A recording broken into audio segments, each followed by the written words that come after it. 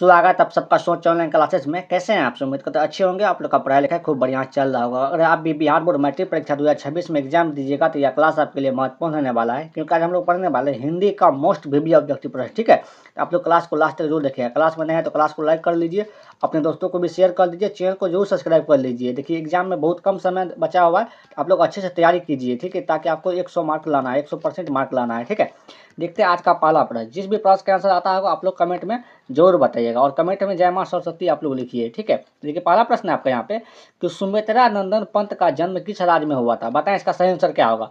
बिहार में, मध्य प्रदेश में, राजस्थान में या उत्तराखंड में? सुमित्रा नंदन पंत का जन्म किस राज्य में हुआ था? बताएं इसका सही आंसर क्या होगा।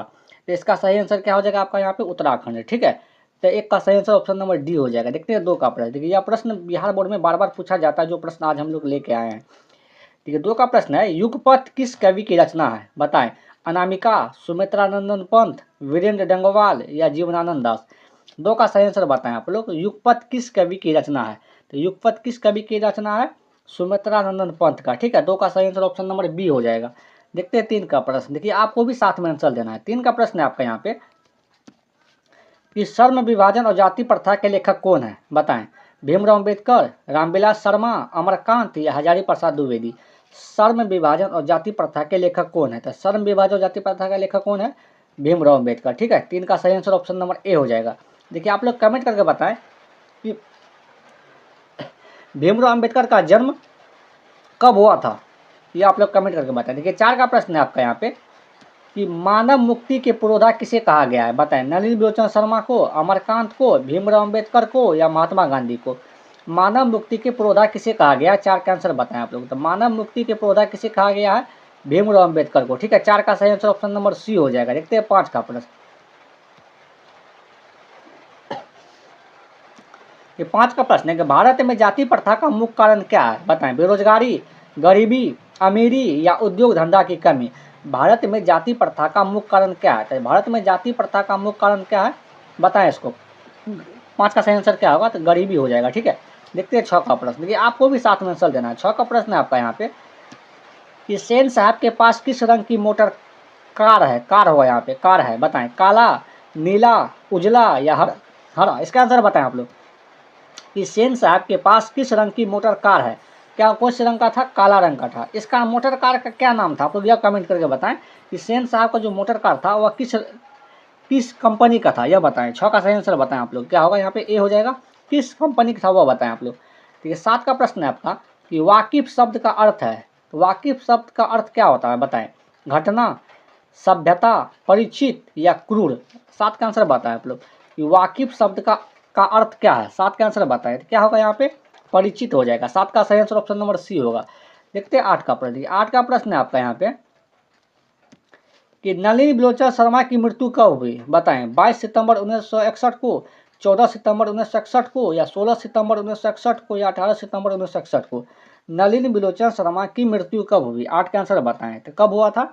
22 सितंबर 1961 को। ठीक है, आठ का सही आंसर ऑप्शन नंबर ए हो जाएगा। देखते हैं नौ का प्रश्न। देखिए नौ का प्रश्न है आपका यहाँ पे कि सेन साहब की कितनी लड़कियां थी? बताएं। 3, 6, 5 या 4? सेन साहब की कितनी लड़कियां था? 5 लड़की थी। ठीक है, आप लोग पांचों का नाम लिखिए कमेंट में। देखते हैं छः का प्रश्न। आप लोग पाँच का आप लोग कमेंट में नाम लिखिए। ठीक है, देखिए 10 का प्रश्न है आपका गिरधर कौन है? बताएं। कासू का पिता, मदन का पिता, रजनी का पिता या शेफाली का पिता? गिरधर कौन है? 10 का आंसर बताएं आप लोग। तो गिरधर कौन था? मदन का पिता था। ठीक है, 10 का सही आंसर ऑप्शन नंबर बी होगा। देखिए अगर आप लोग यहाँ तक आ गए हैं तो क्लास को लाइक भी करें, अपने दोस्तों को भी शेयर करें, चैनल को जरूर सब्सक्राइब करें इसी तरह क्लास देखने के लिए। ठीक है, और आप क्लास को कैसा लग रहा है आप लोग यह भी कमेंट करके बताएं। देखिए 11 का प्रश्न है आपका मदन किसका पुत्र था? बताएं। सेन साहब का, गिरधर का, सोफर का या सिंह साहब का? मदन किसका पुत्र था? 11 का आंसर बताएं। तो मदन किसका पुत्र था? गिरधर का। ठीक है, 11 का सही आंसर ऑप्शन नंबर बी होगा। देखते हैं 12 का प्रश्न। देखिए 12 का प्रश्न है आपका मैक्स मुलर का जन्म कब हुआ था? बताएं। 6 सितंबर 1827 को, 6 अक्टूबर 1827 को या 9 नवंबर 1827 को? नवंबर गलती लिखा हुआ है यहाँ पे, या 6 दिसंबर 1827 को? बताएं मैक्स मुलर का जन्म कब हुआ था?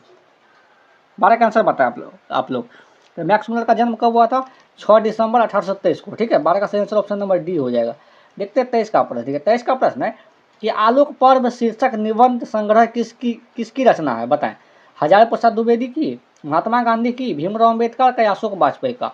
आलोक पर्व शीर्षक निबंध जो है किसकी रचना है? 13 का आंसर बताएं आप लोग।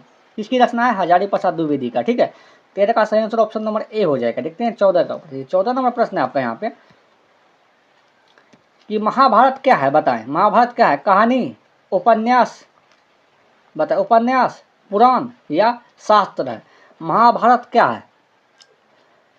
तो महाभारत क्या होगा यहाँ पे? पुराण हो जाएगा। ठीक है, यहाँ थोड़ा टाइपिंग मिस्टेक है। 14 का सही आंसर ऑप्शन नंबर सी हो जाएगा। देखते हैं 15 का प्रश्न। 15 का प्रश्न है आपका यहाँ पे कि अशोक के फूल किसकी रचना है? बताएं, दिनकर की, सुमित्रा नंदन पंत की, हजारी प्रसाद द्विवेदी की या गुणाकर मूले की? अशोक के फूल किसकी रचना है? 15 का आंसर बताए। तो अशोक के फूल किसकी रचना है? हजारी प्रसाद द्विवेदी का है। ठीक है, 15 का सही आंसर ऑप्शन नंबर सी हो जाएगा। देखते हैं 16 का प्रश्न।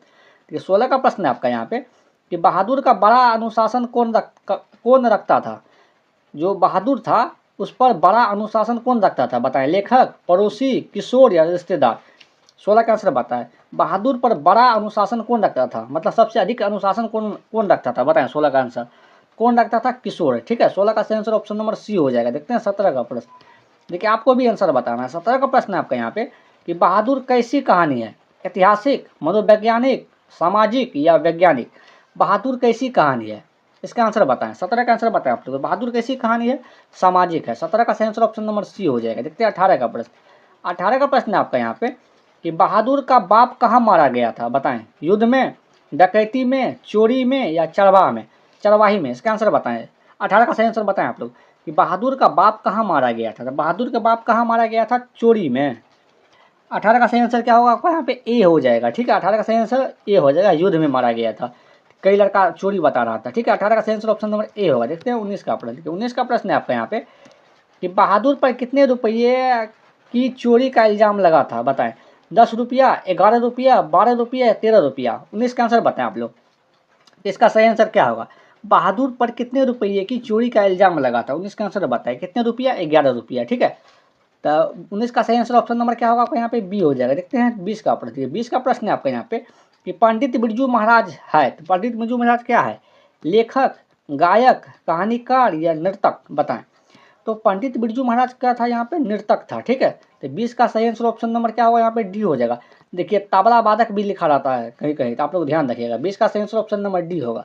देखिए, अगर आप लोग यहाँ तक आ गए तो क्लास को लाइक करें, अपने दोस्तों को भी शेयर करें, चैनल को जरूर सब्सक्राइब कर लें इसी तरह क्लास देखने के लिए। ठीक है, देखते हैं 21 का प्रश्न। और आप लोग यह भी कमेंट करके बताएं कि 20 में कितना सही हुआ। 20 में कितना सही हुआ?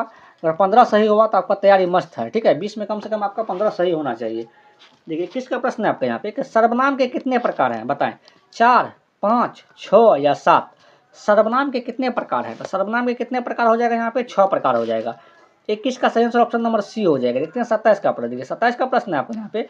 अब यहाँ से व्याकरण है। ठीक है, 20 से लेकर और 30 नंबर तक क्या है यहाँ पे? व्याकरण है। स्पर्श व्यंजनों की संख्या कितनी है? बताएं, 32, 25, 21 या 29? स्पर्श व्यंजनों की संख्या कितनी है? तो स्पर्श व्यंजनों की संख्या कितनी होगा यहाँ पे? 25 हो जाएगा। ठीक है, तो 22 का सही आंसर ऑप्शन नंबर बी हो जाएगा। देखते हैं अगला प्रश्न, 23 नंबर प्रश्न। ये 23 का प्रश्न है आपका यहाँ पे कि हिंदी में अनुनासिक वर्णों की संख्या कितनी है? बताएं, 3, 4, 5 या 6? हिंदी में अनुनासिक वर्णों की संख्या कितनी है?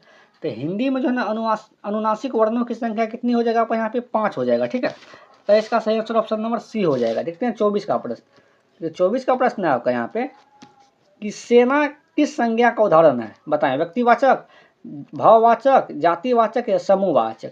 सेना जो है वह किस संज्ञा का उदाहरण है? किस संज्ञा का उदाहरण होगा यहाँ पे? समूहवाचक हो जाएगा। 24 का सही आंसर ऑप्शन नंबर डी हो जाएगा। देखते हैं 25 का प्रश्न। 25 का प्रश्न है आपका यहाँ पे कि लोहा किस संज्ञा का उदाहरण है? बताएं, इसका सही आंसर क्या होगा? भाववाचक, द्रव्यवाचक, समूहवाचक या व्यक्तिवाचक? लोहा किस संज्ञा का उदाहरण है? तो लोहा किस संज्ञा का उदाहरण हो जाएगा यहाँ पे? द्रव्यवाचक होगा। ठीक है, 25 का सही आंसर ऑप्शन नंबर बी हो जाएगा। देखते हैं 26 का प्रश्न। देखिए, 26 का प्रश्न है आपका यहाँ पे कि आघात शब्द में कौन सा उपसर्ग है? ठीक है, उपसर्ग क्या होता है? किसी शब्द के पहले लगता है। ठीक है, तो अ, आ, जन्म या अब? तो आघात, देखिए आघात लिखा हुआ है, आघात की शुरुआत में क्या लिखा हुआ है? आ लिखा हुआ है। 26 का सही आंसर क्या होगा आपको यहाँ पे? बी हो जाएगा। उपसर्ग किसी शब्द के पहले लगता है, आपको ध्यान रखना है। 26 का सही आंसर ऑप्शन नंबर बी होगा। देखते हैं 27 का प्रश्न। 27 का प्रश्न है यहाँ पे कि खुख्यात शब्द में उपसर्ग है। खुख्यात शब्द में उपसर्ग कौन है? बताएं, सु, नी, कु या आ।